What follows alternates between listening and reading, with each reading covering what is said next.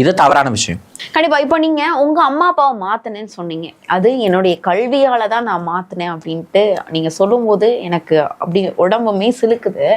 ஆனா இதே மாதிரி நீங்க வந்து இந்த சமூகத்தை மாத்தணும் அப்படின்னு என்னைக்காவது யோசித்தது உண்டா? கண்டிப்பா யோசிச்சிருக்கேன். நான் வந்து பிரசிடென்சி காலேஜில் படிச்சுட்டு இருந்தேன். நான் ட்ரெயினில் போயிட்டு வருவேன். திருவல்லிக்கேணியில் ஒரு குழந்தை, சின்ன குழந்தை, டப்பு டப்பு டப்பு டப்பு டப்புன்னு வசூல் பண்ணி கொடுக்குது. வசூல் பண்ணி வாங்கி வச்சுக்குது. அந்த குழந்தைய நான் ரொம்ப நாள் பார்க்குறது உண்டு. ஒரு நாள் அந்த குழந்தை வந்து நான் ட்ரெயினுக்கு வெயிட் பண்ணிவிட்டு அந்த குழந்தை வர்றாங்க. நான் அந்த குழந்தையும் சந்திக்கக்கூடிய சூழ்நிலை வருது. அந்த குழந்தை என்கிட்ட பேசுகிறாங்க. நான் பொதுவாக வந்து அவங்கக்கிட்ட ரொம்ப கவனமாக பேசுவேன். ஏன் அப்படின்னா, நான் படிக்கிறேன் அப்படிங்கிற ஒரு திமிரு ஏதோ ஒரு விஷயத்தில் வந்து ஒரு சின்ன இடத்துல கூட வெளிப்பட்டுருச்சுன்னா அந்த குழந்தைக்கு அது ரொம்ப கஷ்டமான விஷயம். அதை என்னால் ஃபீல் பண்ண முடியும். அந்த குழந்தைகிட்ட வந்து அந்த குழந்தைய நானும் பேசுகிறோம். அழகான சின்ன குழந்தை, ரொம்ப சின்ன குழந்தை, அது படிக்கக்கூடிய வயசு, பள்ளிக்கூடம் போக வேண்டிய வயசு. அப்போ அந்த குழந்தைய நானும் பேசிக்கிறோம். அந்த பொண்ணு என்கிட்ட நல்லா பேசுது, நானும் பேசுகிறேன். அப்போ நான் சொல்கிறேன், எனக்கு ரொம்ப பசிக்குது, எனக்கு சாப்பிடக்கூடிய இடம் எங்கேயாவது இருக்கான்னு கேட்டேன்.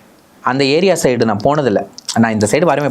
அப்போ அந்த குழந்தை வந்து என்னை வந்து திருநங்கை குழந்தை வந்து சாப்பிட இழுத்துட்டு போது, இந்த இருக்க கடை நீங்கள் சாப்பிடுங்க அப்படின்னு. அந்த இடப்பட்ட நேரங்களில் அந்த அந்த சாப்பாடு கடைக்கும் அந்த ரயில்வே ஸ்டேஷனுக்கு இடப்பட்ட நேரத்தில் நாங்கள் நடக்கும்போதில், படிக்கிறியா, எப்படி பொம்பளை பிள்ளைங்க கூட உட்காந்தா படிக்கிறியா, உன்னை யார் எதுவும் ஒரு மாதிரி பார்க்க மாட்டானுங்களாடி, உன்னை யார் எதுவும் பேச மாட்டானுங்களா, உன்னை யாரும் கிண்டல் பண்ண மாட்டானுங்களா, வாத்தியாருங்களா உன்னை எப்படி பார்ப்பாங்க?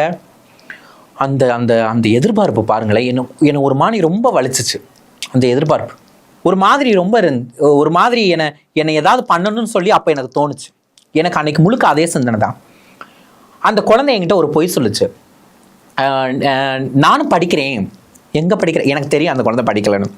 எங்கே படிக்கிற அப்படி சொல்லி கேட்டேன். லோயலாவில் படிக்கிறேன். என்ன படிக்கிறேன்? விஸ்காம். அப்போ லோயலாவில் விஸ்காம்னு ஒரு படிப்பு படிப்பாங்கங்கிறது அது மனசில் மனப்பாடம் பண்ணி வச்சுருந்துருக்கு அந்த குழந்தை.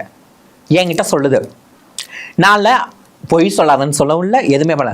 என் மனசுக்குள்ளே தோணுன ஒரு விஷயம் என்ன அப்படின்னா, என்னை மாதிரியான அவளை போல் தான் நான், என்கிட்ட அவள் தோற்று போயிடக்கூடாது அப்படின்னு நானும் படிக்கிறேன்னு சொல்லி சொன்னா பார்த்தீங்களா, அந்த பொய்யில் வலிகள், ஏக்கம், எவ்வளோ விஷயங்கள் இருந்தது.